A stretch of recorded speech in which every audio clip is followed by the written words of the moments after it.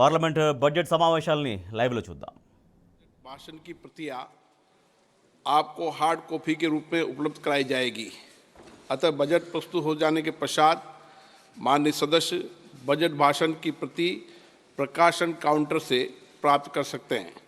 आपको ये भी सूचित किया जाता है कि माननीय मंत्री द्वारा बजट प्रस्तुत किए जाने के पश्चात उसे मेंबर पोर्टल पर भी उपलब्ध करा दिया जाएगा. माननीय वित्त मंत्री जी.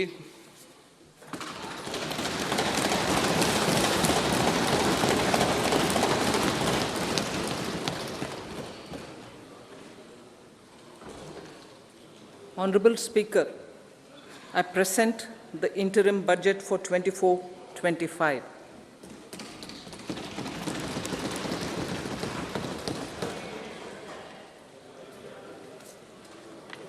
The Indian economy has witnessed profound positive transformation in the last 10 years. The people of India are looking ahead to the future with hope and optimism. With the blessings of the people, when our government, under the visionary and dynamic leadership of Honorable Prime Minister Shri Narendra Modi, assumed office in 2014, the country was facing enormous challenges. With Sabka Saath, Sabka Vikas as its mantra, the government overcame those challenges in right earnest. Structural reforms were undertaken. Pro-people programs were formulated and implemented promptly. Conditions were created for more opportunities for employment and entrepreneurship. The economy got a new vigor. The fruits of development started reaching the people at scale. The country got a new sense of purpose and hope. Naturally, the people blessed the government with a bigger mandate.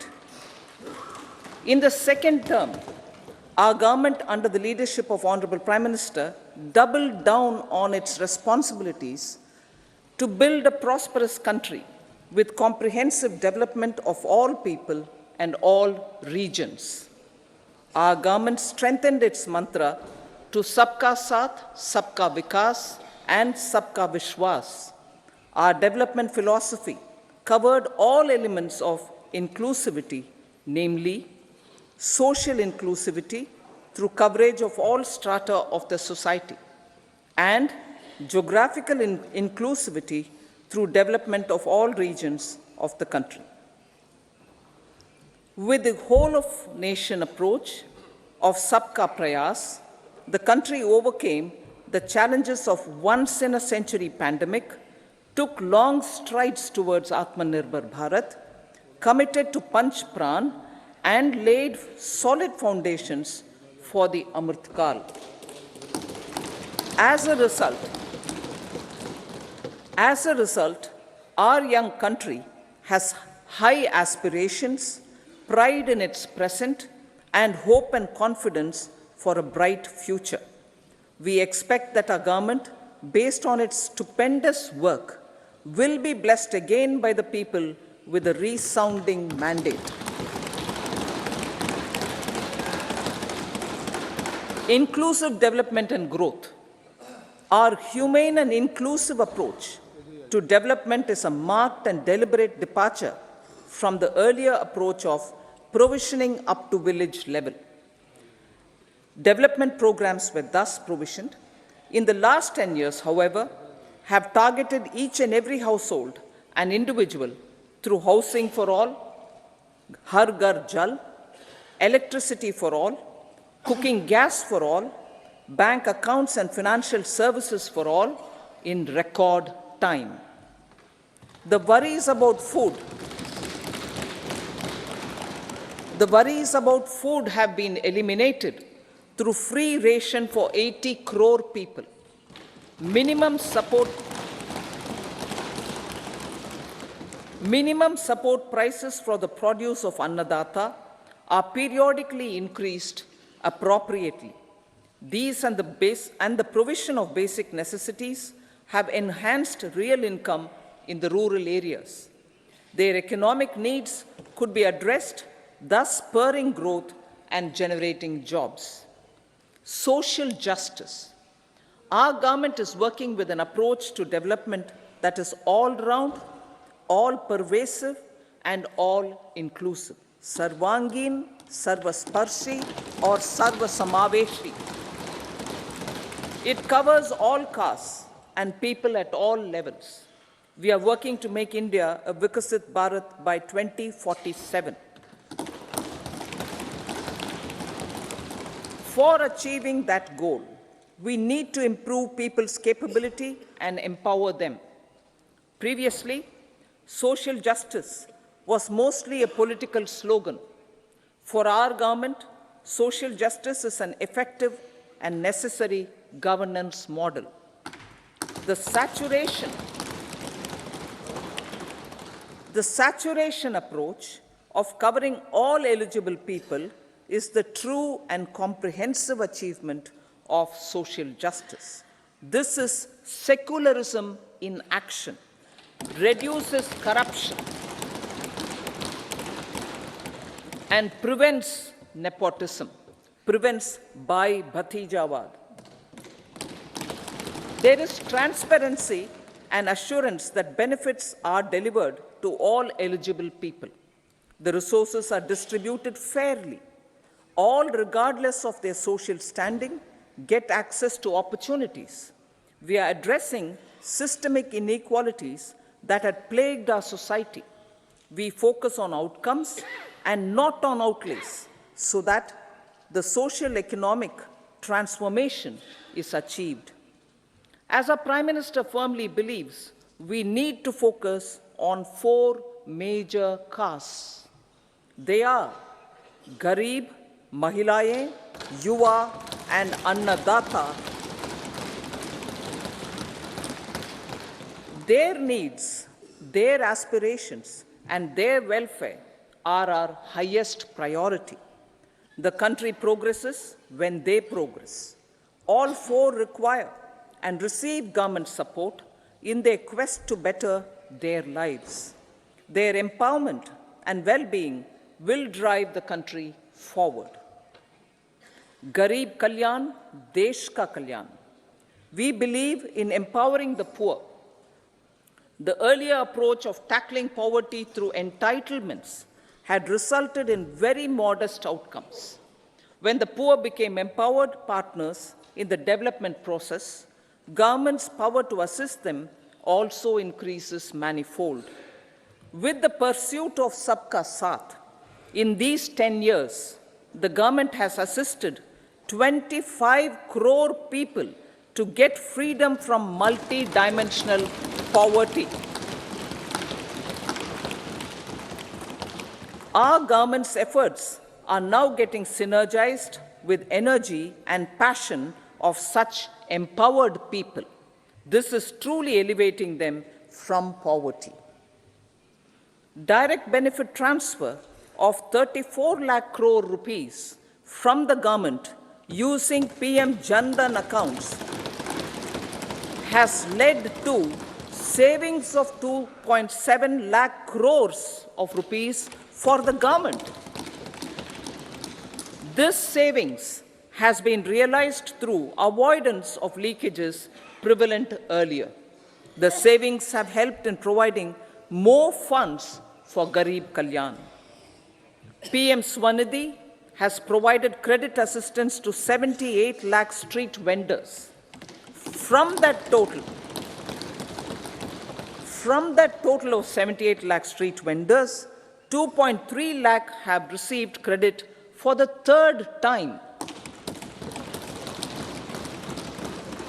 PM Janman Yojana reaches out to the particularly vulnerable tribal groups who have remained outside the realm of development so far.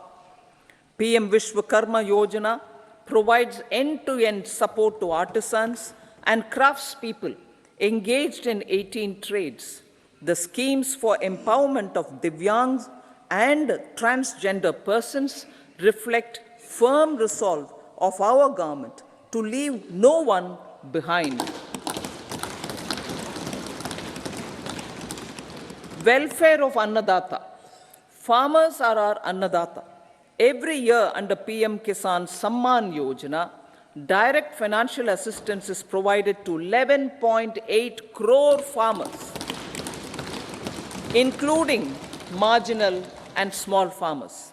Crop insurance is given to 4 crore farmers under PM Fasal Bima Yojana. These, besides several other programs, are assisting Annadata in producing food for the country and for the world.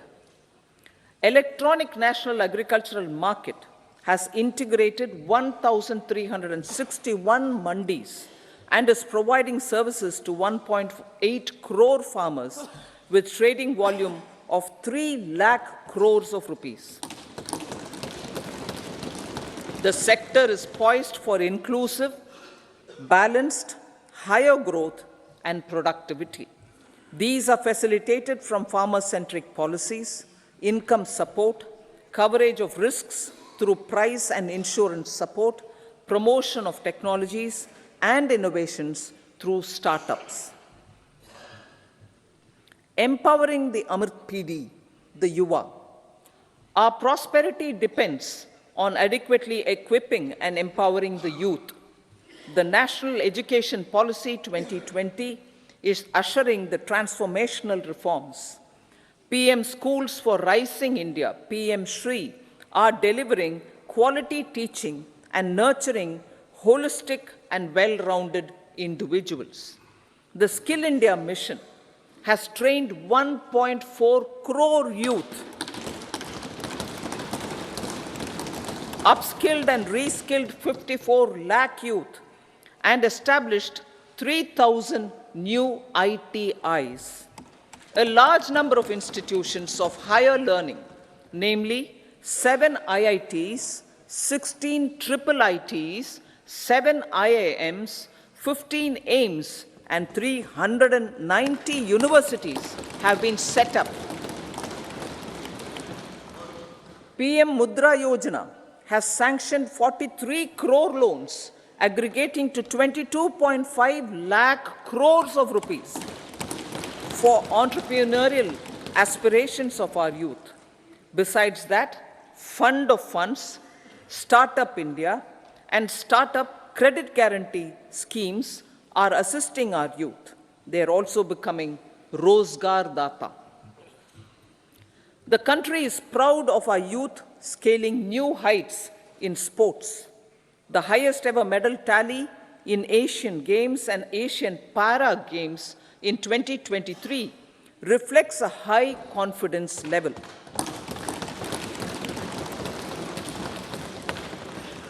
Chess prodigy and our #1 ranked player Pragnananda put up a stiff fight against the reigning world champion Magnus Carlsen in 2023.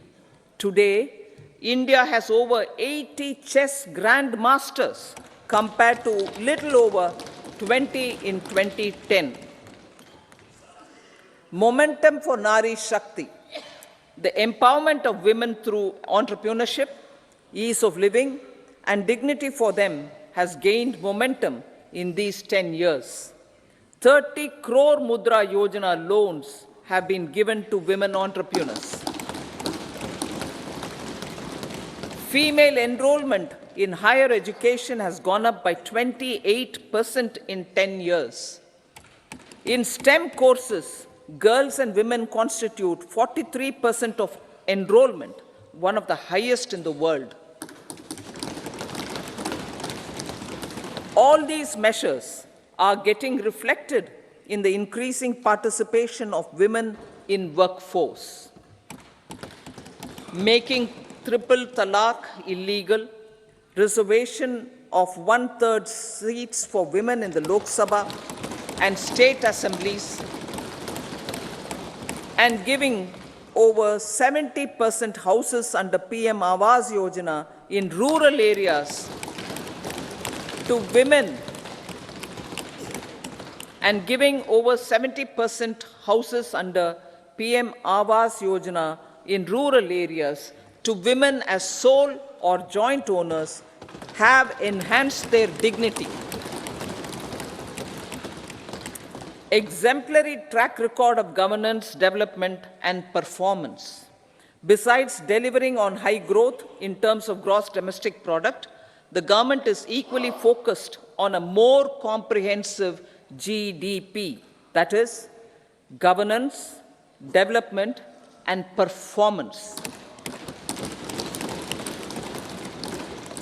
Our government has provided transparent, accountable, people-centric, and prompt, trust-based administration with citizen-first and minimum government, maximum governance approach. The impact of all-round development is discernible in all sectors. There is macroeconomic stability, including in the external sector. Investments are robust. The economy is doing well. People are living better and earning better, with even greater aspirations for future. Average real income of the people has increased by 50%. Inflation is moderate. People are getting empowered, equipped, and enabled to pursue their aspirations. There is effective and timely delivery of programs and of large projects. Economic management. The multi-pronged economic management over the past 10 years has complemented people-centric, inclusive development. Following are some of the major elements. 1. All forms of infrastructure, physical, digital, or social, are being built in record time.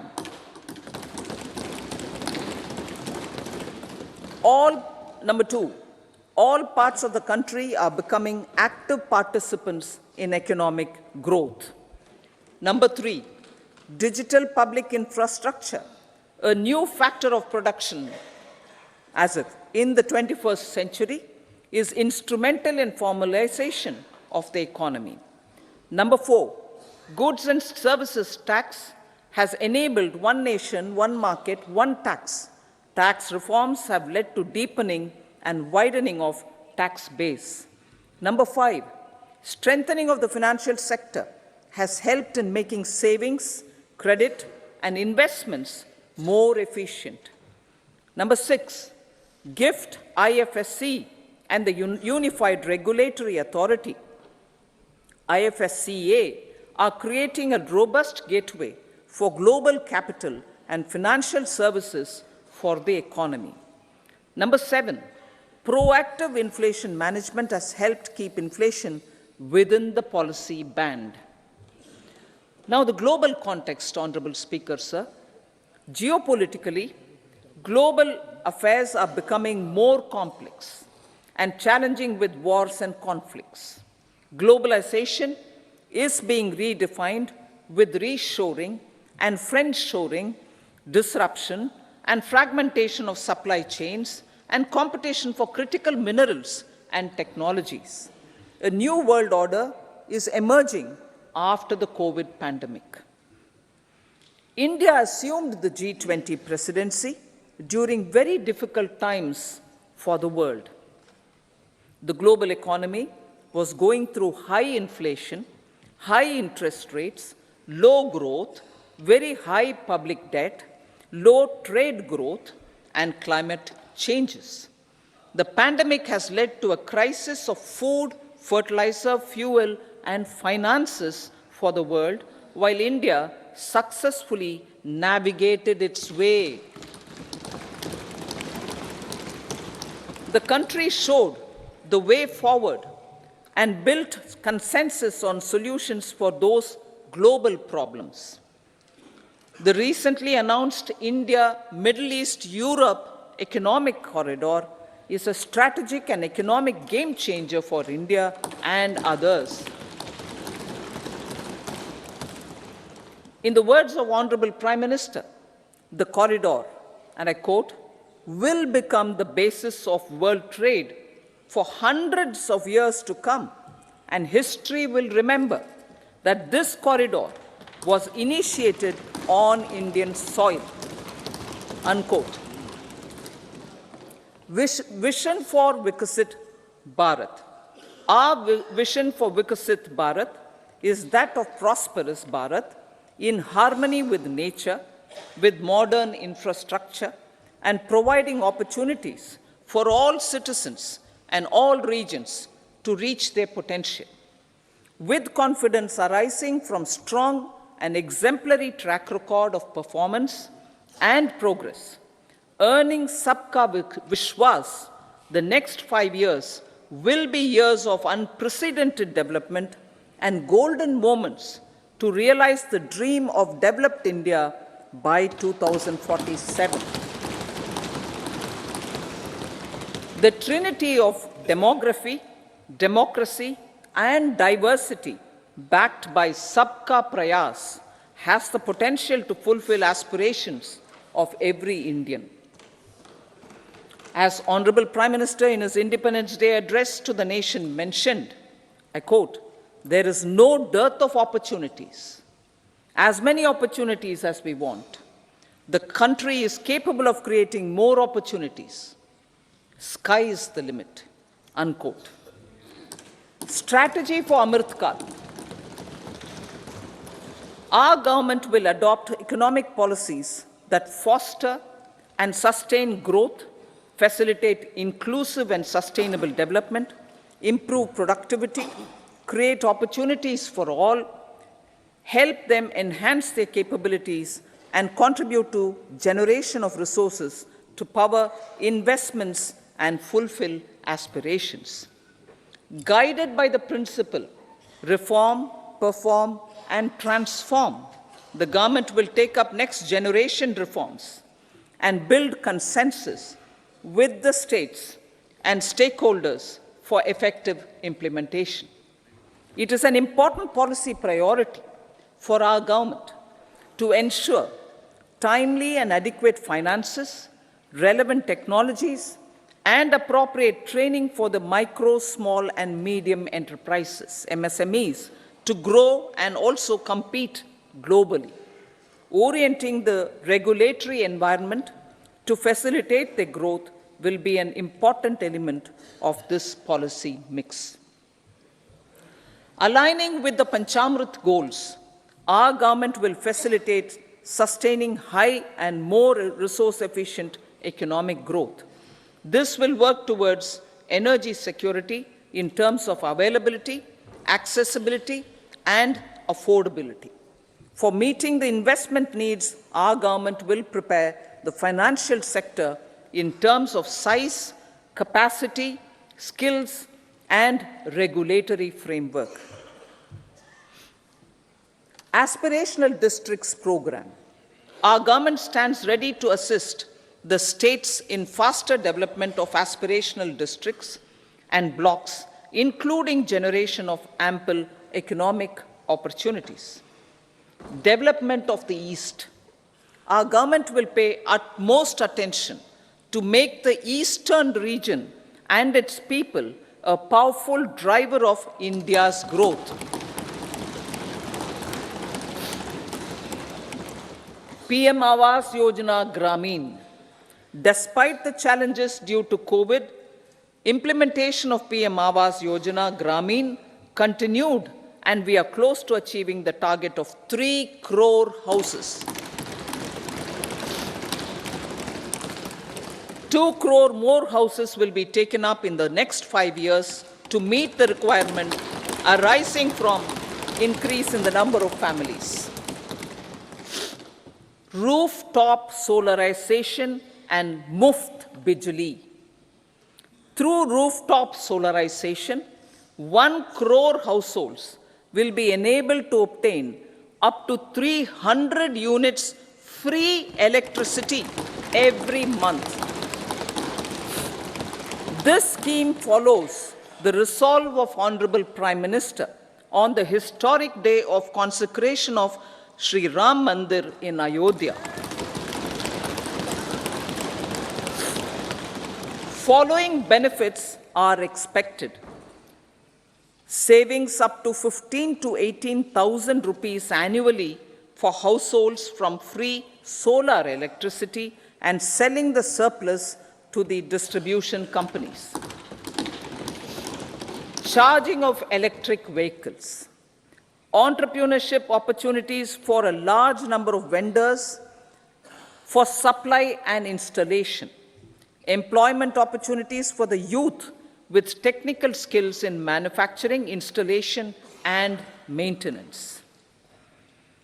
Housing for middle class. Our government will launch a scheme to help deserving sections of the middle class, and I quote from Honorable Prime Minister's words, living in rented houses or slums or chawls and unauthorized colonies, unquote, to buy or build their own houses.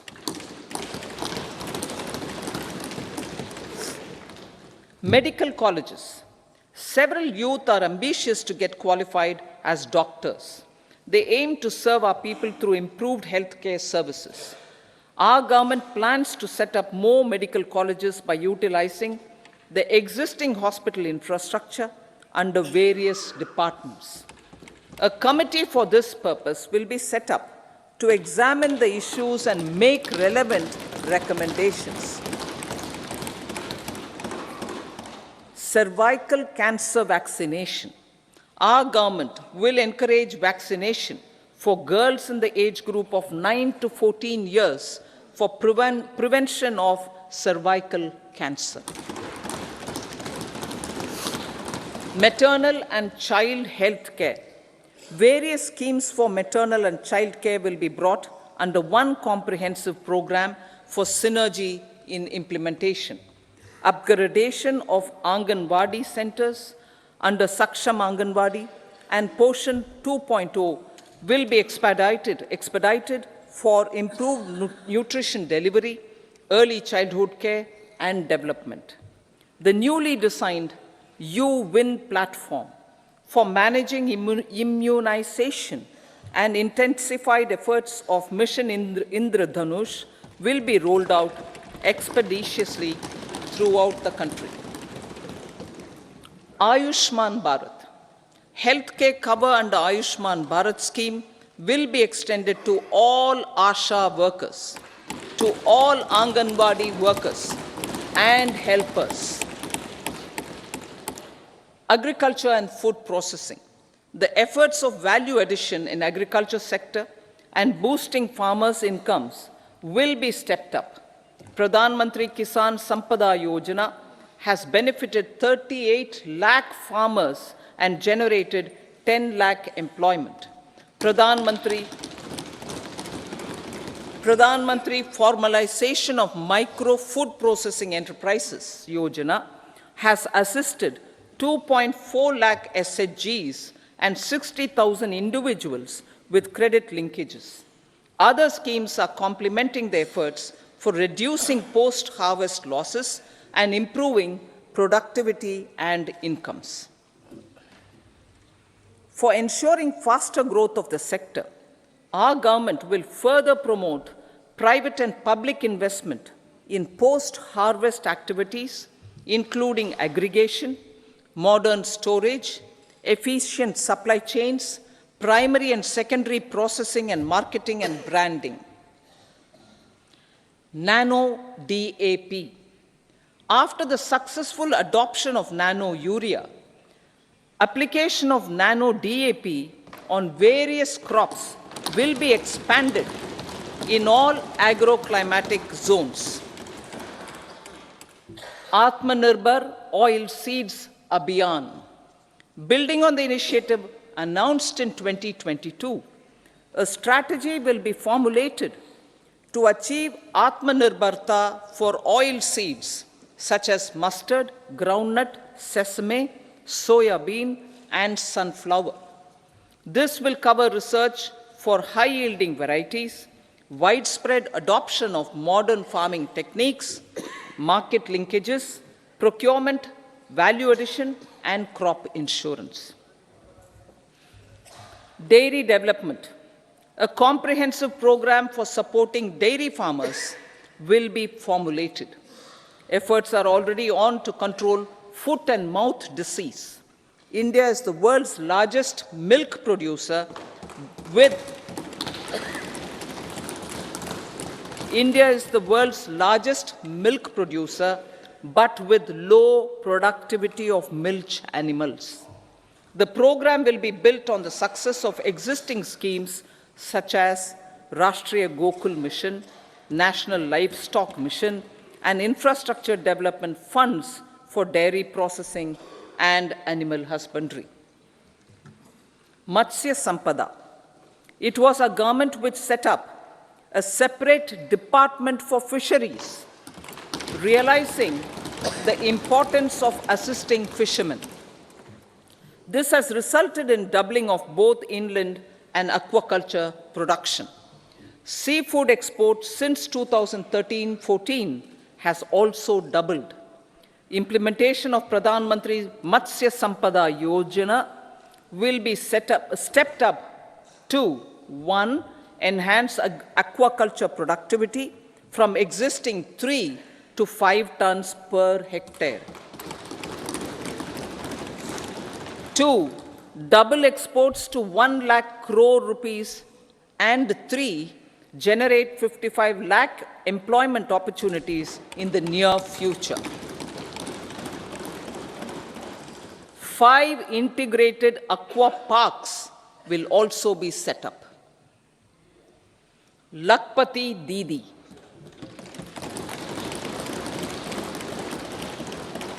$83 lakh SHGs.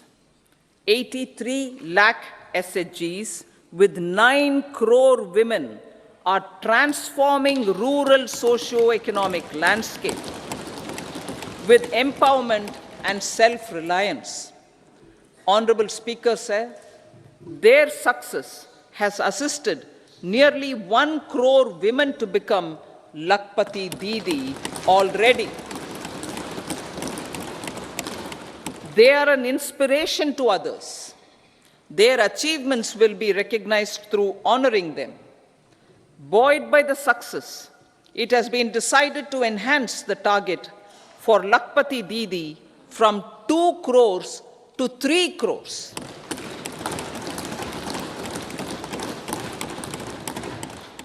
Technological changes, new age technologies and data are changing the lives of people and businesses.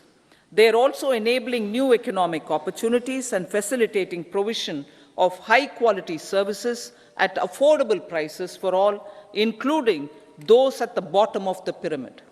Opportunities for India at the global level are expanding. India is showing solutions through innovation and entrepreneurship of its people. Research and innovation for catalyzing growth, employment, and development. Prime Minister Shastri, Prime Minister Lal Bahadur Shastri gave the slogan of Jai Jawan, Jai Kisan. Prime Minister Vajpayee, Atal Bihari Vajpayee ji, made that Jai Jawan, Jai Kisan, Jai Vigyan. Prime Minister Modi has furthered that to Jai Jawan, Jai Kisan, Jai Vigyan, and Jai Anusandhan, as innovation is the foundation of development. For our tech-savvy youth, this will be a golden era. A corpus of 1 lakh crore rupees will be established with 50-year interest-free loan provided. The corpus will provide long-term financing or refinancing with long tenors and low and or nil.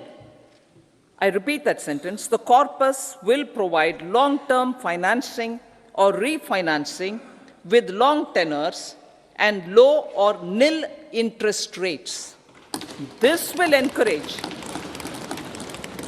the private sector to scale up research and innovation significantly in sunrise domains. We need to have programs that combine the powers of our youth and technology. A new scheme will be launched for strengthening deep tech technologies for defense purposes and expediting Atmanirbharta. Infrastructure development. Building on the massive tripling of the capital expenditure outlay in the past 4 years, resulting in huge multiplier impact on economic growth and employment creation, the outlay for the next year is being increased by 11.1% to 11,111 crore rupees. This would be 3.4% of our GDP. Railways. 3 major railway corridor programs will be implemented.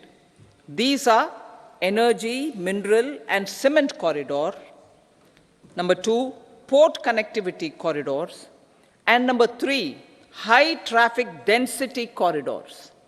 The projects have been identified under the PM Gati Shakti for enabling multimodal connectivity. They will improve logistics efficiency and reduce cost.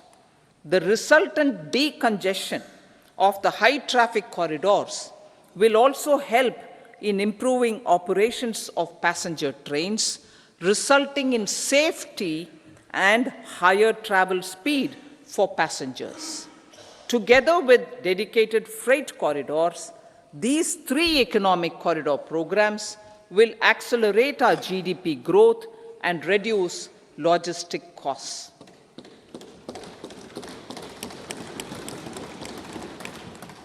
40,000 normal rail bogies will be converted to Vande Bharat standards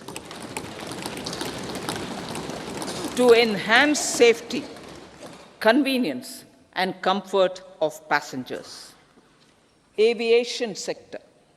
The aviation sector has been galvanized in the past 10 years. Number of airports have doubled to 149. Rollout of air connectivity to Tier 2 and Tier 3 cities under UDAN scheme has been widespread. 517 new routes are carrying 1.3 crore passengers. Indian carriers have proactively placed orders for over 1,000 new aircrafts. Expansion of existing airports and development of new airports will continue expeditiously. Metro and Namo Bharat. We have a fast expanding middle class and rapid urbanization is taking place. Metro rail and Namo Bharat can be the catalyst for the required urban transformation. Expansion of these systems will be supported in large cities, focusing on transit-oriented development. Green energy. Towards meeting our commitment for net zero by 2070, the following measures will be taken. Viability gap funding will be provided for harnessing offshore wind energy, potential for initial capacity of 1 gigawatt. Coal gasification and liquefaction capacity of 100 metric tons will be set up by 2030. This will also help in reducing imports of natural gas, methanol, and ammonia. Phased mandatory blending of compressed biogas in compressed natural gas for transport and piped natural gas for domestic purposes will be mandated. Financial assistance will be provided for procurement of biomass aggregation machinery to support collection. Electric vehicle ecosystem. Our government will expand this and strengthen the e-vehicle ecosystem by supporting manufacturing and charging infrastructure. Greater adoption of e-buses for public transport networks will be encouraged through payment security mechanism. Biomanufacturing and biofoundry. For promoting green growth, a new scheme of biomanufacturing and biofoundry will be launched. This will provide environment-friendly alternatives such as biodegradable polymers, bioplastics, biopharmaceuticals, and bioagri-inputs.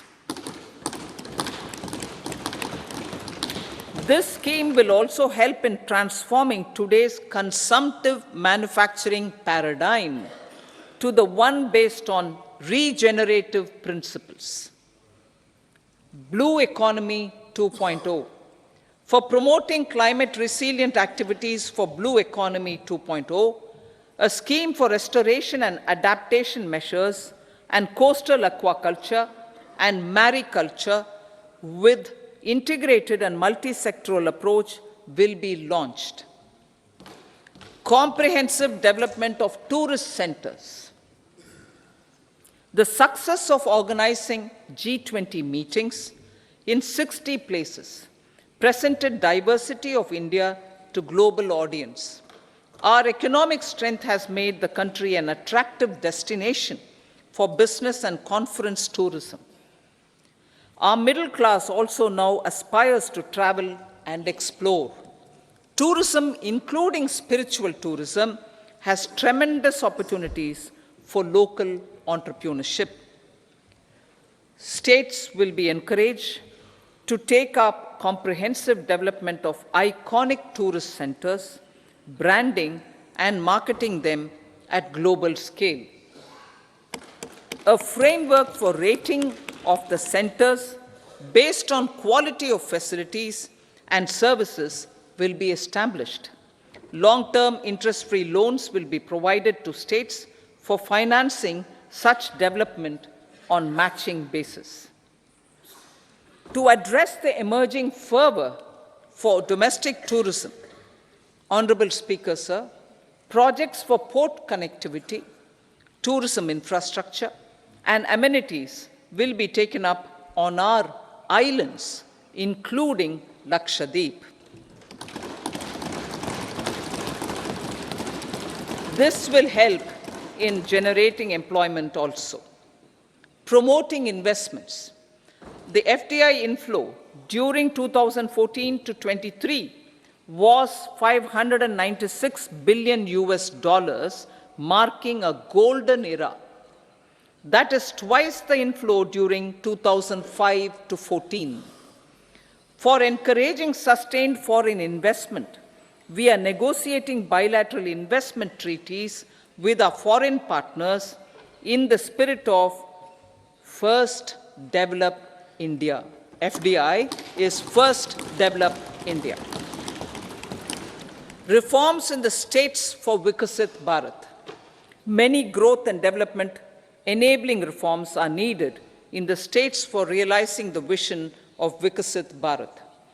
A provision of 75,000 crore rupees as 50-year interest-free loan is proposed this year to support those milestone-linked reforms by the state governments. Societal changes. The government will form a high-powered committee for an extensive consideration of the challenges arising from fast population growth and demographic changes.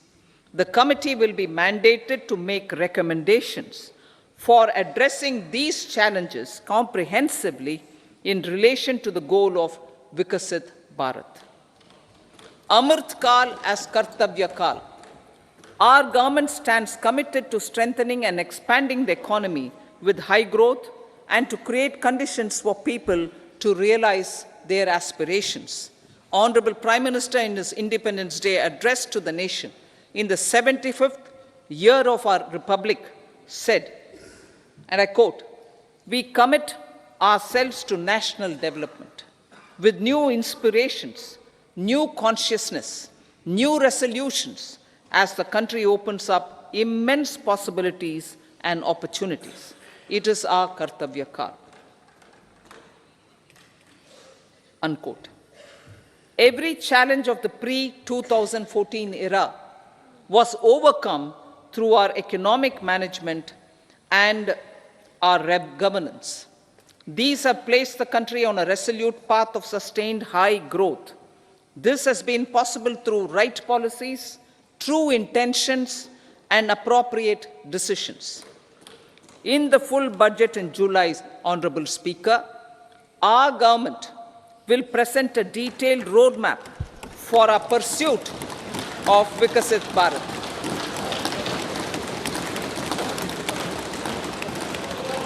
Revised estimates of 2023-24. The revised estimate of the total receipts other than borrowings is 27.56 lakh crores of rupees, of which the tax receipts are 23.24 lakh crore rupees. The revised estimate of total expenditure is 44.90 lakh crore rupees. The revenue receipts at 30.03 lakh crore rupees are expected to be higher than the budget estimate, reflecting strong growth momentum and formalization in the economy. The revised estimate of the fiscal deficit is 5.8% of GDP, improving on the budget estimate, notwithstanding moderation in the nominal growth estimates. Budget estimates for 2024-25. Coming to the year 2024-25, the total receipts other than borrowings and total expenditure are estimated at 30.80 and 47.66 lakh crore rupees respectively. The tax receipts are estimated at 26.02 lakh crore rupees. The scheme of 50-year interest-free loan for capital expenditure to states will be continued this year with an outlay of 1.3 lakh crore rupees. We continue on the path of fiscal consolidation, as announced in my budget speech of 2021-22, to reduce fiscal deficit below 4.5% by 25-26. The fiscal deficit in 2024-25 is estimated to be 5.1% of GDP, adhering to that path. So the gross and net market borrowings through dated securities during 24-25 are estimated at 14.13 lakh crore rupees and 11.75 lakh crore respectively. Both will be less than that in 23-24. Now that the private investments are happening at scale, the lower borrowings by the central government will facilitate larger availability of credit for the private sector. Vote on account. I'll be seeking vote on account approval of the Parliament through the appropriation bill for a part of the financial year 2024-25. I will now move to Part B. Honorable Speaker, sir, over the last 10 years, the direct tax collections have more than trebled and the return filers swelled 2.4 times. I would like to assure the taxpayers that their contributions have been used wisely for the development of the country and welfare of its people. I appreciate the taxpayers for their continued support. The government has reduced and rationalized tax rates. Under the new tax scheme, there is now no tax liability for taxpayers with income up to 7 lakh rupees, up from 2.2 lakh rupees in the financial year 2013-14. The threshold for presumptive taxation for retail businesses was increased from 2 crores to 3 crores. Similarly, the threshold for professionals eligible for presumptive taxation was increased from 50 lakh rupees to 75 lakh rupees. Also, corporate tax rate was decreased from 30% to 22% for existing domestic companies and to 15% for certain new manufacturing companies. Honorable Speaker, sir, in the last 5 years, our focus has been to improve taxpayer services. The age-old jurisdiction-based assessment system was transformed with the introduction of faceless assessment and appeal, thereby imparting greater efficiency, transparency, and accountability. Introduction of updated income tax returns, a new Form 26AS, and pre-filling of tax returns have made filing of tax returns simpler and easier. Average processing time of returns has been reduced from 93 days in the year 2013-14 to a mere 10 days this year, thereby making refunds faster. Indirect taxation. By unifying the highly fragmented indirect tax regime in India, the GST has reduced the compliance burden on trade and industry. The industry has acknowledged the benefits of GST. According to a recent survey conducted by a leading consulting firm, 94% of industry leaders view the transition to GST as largely positive. According to 80% of the respondents, it has led to supply chain optimization, as elimination of tax arbitrage and octroi has resulted in disbanding of checkposts at the state and city boundaries. At the same time, tax base of GST more than doubled, and the average monthly gross GST collection has almost doubled to 1.66 lakh crores this year. States too have benefited. States' SGST revenue, including compensation released to states in the post-GST period of 2017-18 to 2022-23, has achieved a buoyancy of 1.22. In contrast, the tax buoyancy of state revenues from subsumed taxes in the pre-GST four-year period of 2012-13 to 2015-16 was a mere 0.72. The biggest beneficiaries are consumers, as reduction in logistic cost and taxes have brought down prices of most goods and services. We have taken a number of steps in customs to facilitate international trade.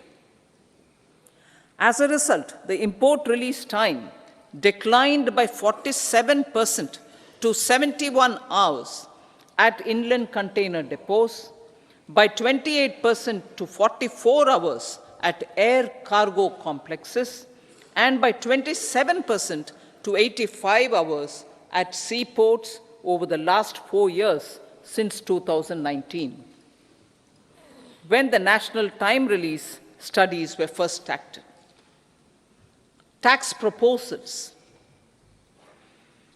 As for tax proposals, in keeping with the convention, I do not propose to make any changes relating to taxation and propose to retain the same tax rates for direct and indirect taxes, including import duties.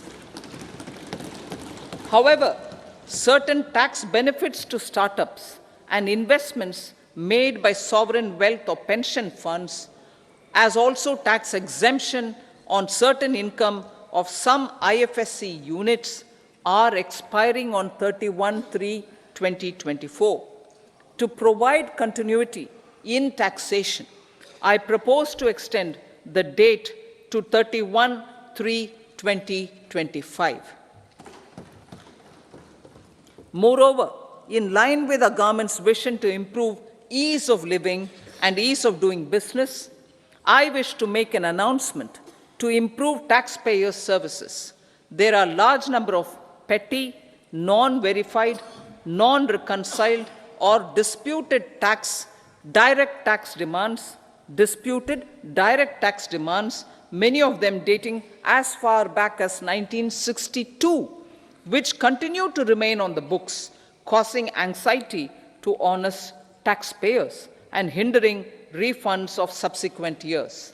Honorable Speaker, sir, I propose to withdraw such outstanding direct tax demands up to 25,000 rupees pertaining to the period up to financial year 2009-10 and up to 10,000 rupees for financial years 2010-11 to 2014-15. This is expected to benefit about 1 crore taxpayers. 1 crore taxpayers would benefit out of this. Economy then and now.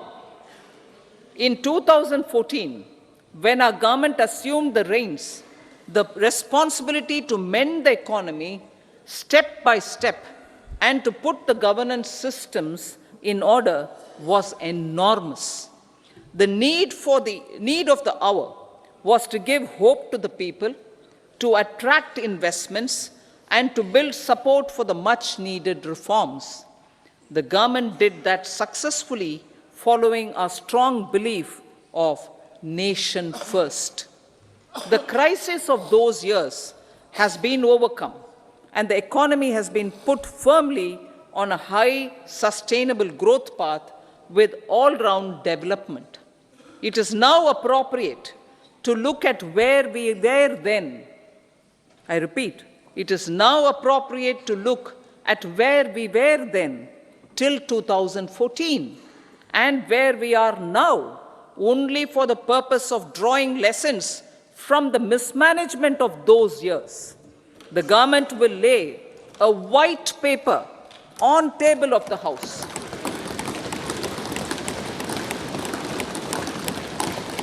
The exemplary track record of governance, development and performance, effective delivery and Jan Kalyan has given the government trust, confidence and blessings of the people to realize whatever it takes. The goal of Vikasit Bharat with good intentions, true dedication and hard work in the coming years and decades. With this, Honorable Speaker, I commend the interim budget to this august House. Jai Hind.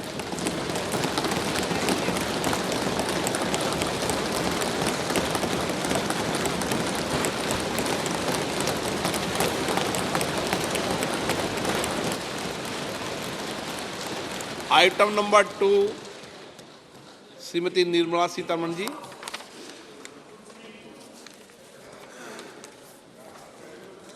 So, with your permission, I rise to lay on the table the following statements under Section 3(1) of the Fiscal Responsibility and Budget Management Act 2003, Medium-Term Fiscal Policy cum Fiscal Policy Strategy Statement and Macroeconomic Framework Statement.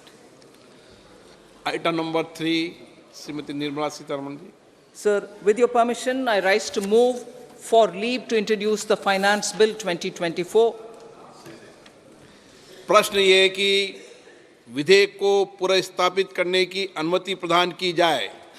जो सदस्य इसके पक्ष में हाँ कहें, जो सदस्य विरोध में ना कहें।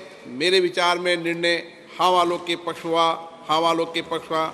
माननीय मंत्री जी विधेयक को पुनर्स्थापित करें। So I introduce the bill.